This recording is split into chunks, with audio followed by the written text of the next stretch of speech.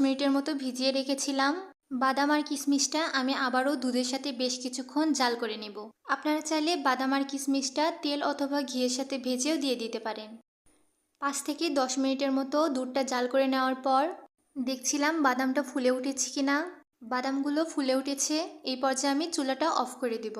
চুলাটা অফ করে দিয়ে আমি এখানে ঘিয়ে ভাজা লাচ্চা সেমাই দিয়ে দিচ্ছি। আপনাদের যদি সেমাইটা ভাজা না থাকে এক্ষেত্রে সামান্য পরিমাণ ঘি দিয়ে সেমাইটা ভেজে নেবেন। সেমাইটা দিয়ে দেওয়া হয়ে গেলে দুধের সাথে সেমাইটা কিছুক্ষণ মিশিয়ে নেব। আপনারা চাইলে যে কোনো সেমাই এখানে নিয়ে নিতে পারেন। এরপর 5 থেকে 10 মিনিটের মতো চুলাটা অফ রেখে সেমাইটা ঢেকে রাখবো। 10 মিনিট পর ফিরে আসলাম। দেখতে পাচ্ছেন সেমাইটা ফুলে গেছে। আপনারা যদি সেমাই আমার মতো বেশি দুধ রাখতে পছন্দ করেন এক্ষেত্রে অল্প করে সেমাই দিয়ে দিবেন, কারণ সেমাইটা পরে ফুলে আরও বেশি হয়ে যাবে। ব্যাস, আমার সেমাই রান্না করা কমপ্লিট। এখন আমি সার্ভ করে নেব। সেমাই